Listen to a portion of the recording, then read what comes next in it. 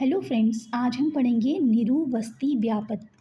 निरुबस्ती व्यापद, जो निरुबस्ती होती है जिसे आस्थापन बस्ती कहते हैं, उसके व्यापद कितने हैं। व्यापत्तियाँ होती हैं, व्यापद होते हैं कि प्रॉब्लम्स जो अराइज होती हैं। अगर निरुबस्ती प्रॉपर तरीके से नहीं दी तो कितनी व्यापद होती हैं? 12 व्यापद होते हैं। ये कहाँ वर्णित है? ये चरक संहिता के सिद्धि स्थान के अध्याय नंबर 7, जिसका नाम है बस्ती व्यापद सिद्धि। बस्ती व्यापद सिद्धि उसके श्लोक नंबर 5 और 6 में वर्णित है। श्लोक 5 और 6। ओके फ्रेंड्स, तो हम आते हैं कौन कौन से निरुबस्ती व्यापद होते हैं।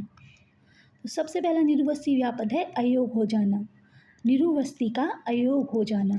अयोग मतलब सम्यक योग्य होना। अयोग सिम्टम्स अराइज ही नहीं होना। जो निरुबस्ती व्यापद होता है अयोग, उसका मतलब होता है कि अयोग हो गया, बस्ती देने के बाद जो सिम्टम्स, जो जनरल फीचर्स आने चाहिए वो नहीं आना।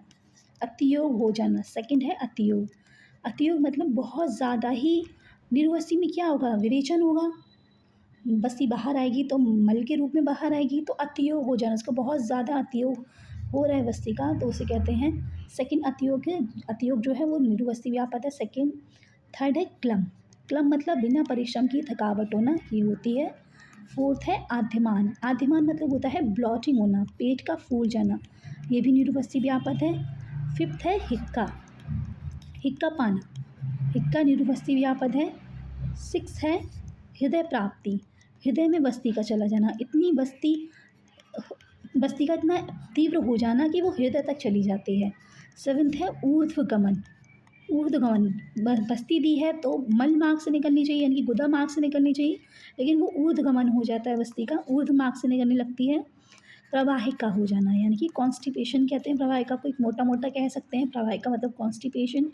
नाइन्थ है शिराशूल। शिराशूल मतलब हेडेक होना, ये निरुबस्ती व्यापद का नाइन्थ निरुबस्ती व्यापद है। टेंथ है अंगों में वेदना होना, यानी कि बॉडी पेन होना, बॉडी ऑर्गन्स में पेन होना, अंगों में वेदना।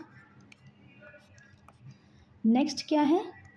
नेक्स्ट है 11 है परिकर्तिका। परिकर्तिका। और 12th है परिश्रव।